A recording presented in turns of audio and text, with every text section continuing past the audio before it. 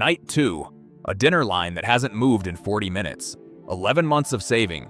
5 days left. No exit, no rental car, no other hotel, no refund. Just water in every direction.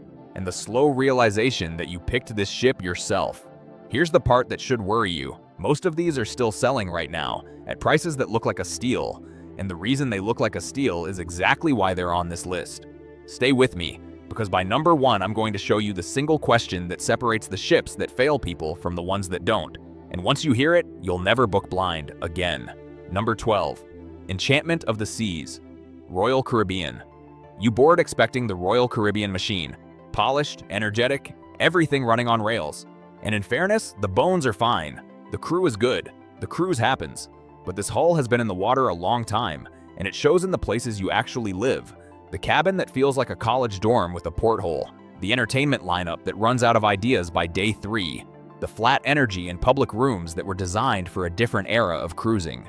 The problem isn't that it's bad. The problem is the shelf next to it. When a newer ship in the same fleet costs a couple $100 more and delivers twice the experience, not bad becomes hard to defend to yourself, let alone to the people you dragged along. Who it still works for. Anyone who wants a smaller, calmer ship and genuinely doesn't care about the toys. Number 11. Costa Fortuna. On paper, this one seduces you. European styling, warm interiors, fares that look like a typo.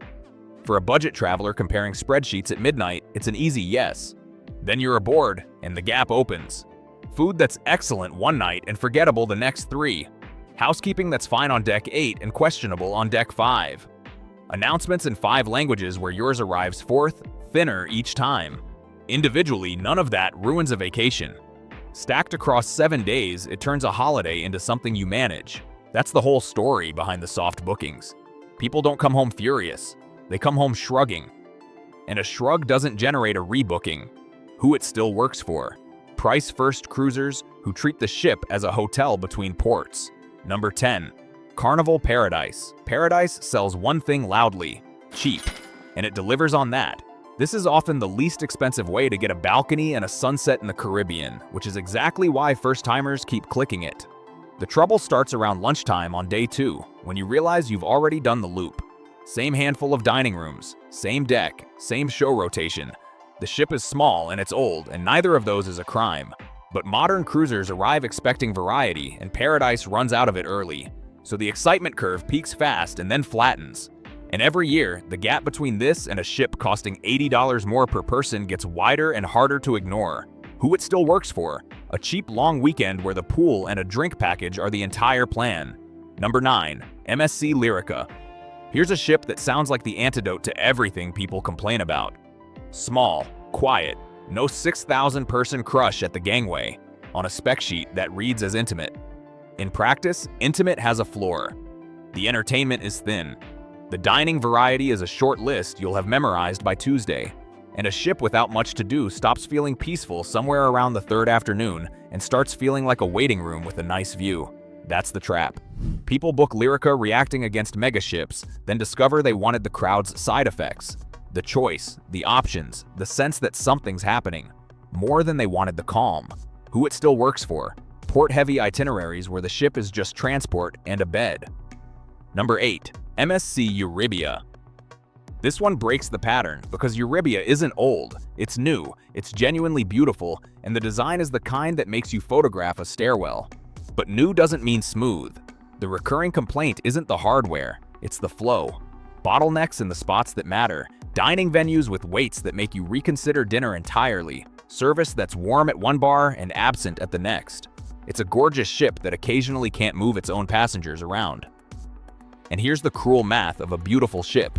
The better the photos, the higher the expectation, and the more a 20-minute wait feels like a betrayal. Euribia isn't underperforming. It's under-delivering against itself. Who it still works for. People who love modern design and have the patience of a saint. Number 7. Carnival Jubilee.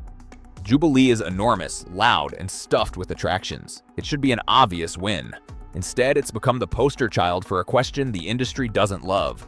How big is too big? At capacity, the ship's best features become its worst. Lines for food, lines for the coaster, lines for guest services to fix the problem caused by the lines. The thing that was supposed to make the vacation exciting is the same thing making it exhausting.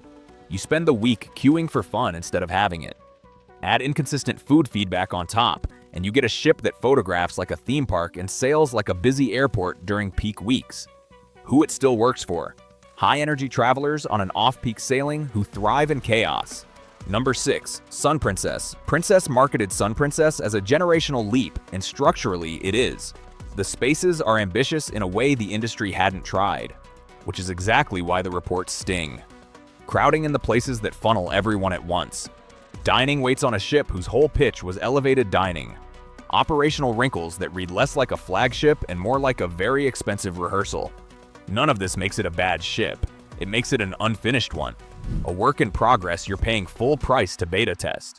And in a 2026 market where a dozen polished alternatives sail the same week, it's getting better is a hard sell to someone spending their one vacation of the year. Who it still works for? Curious cruisers who like being early and forgive growing pains. Number 5. Norwegian Dawn.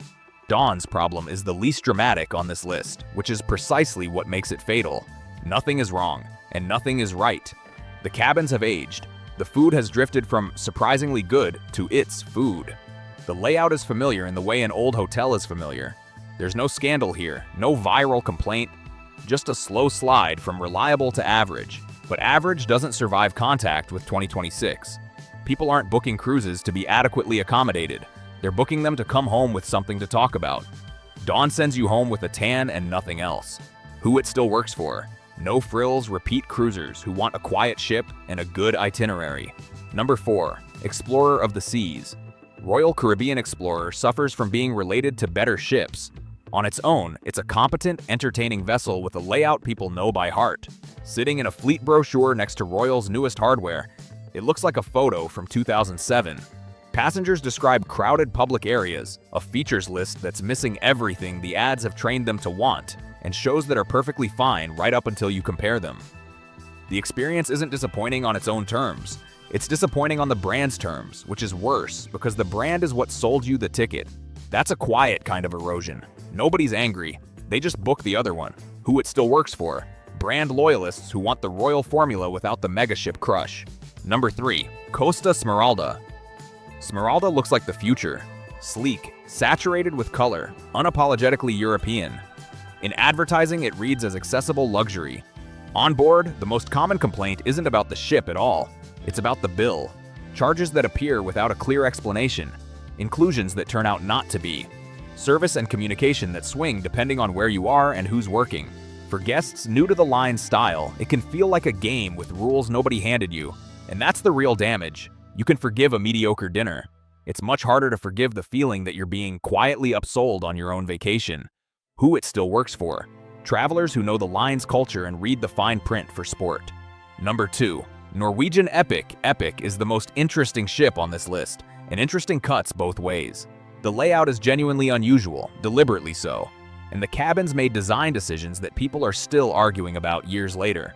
Some passengers adore the weirdness. Others spend 3 days trying to find a restaurant and never fully recover. There's essentially no middle. Epic is a coin flip you pay for in advance. That's a fine bet in a market with few options. In 2026, when consistency is the entire selling point of every competitor, you'll either love it or hate it, is a sentence that loses bookings all by itself. Who it still works for? People who like a ship with opinions and don't mind a learning curve. Number 1. MSC Seaside.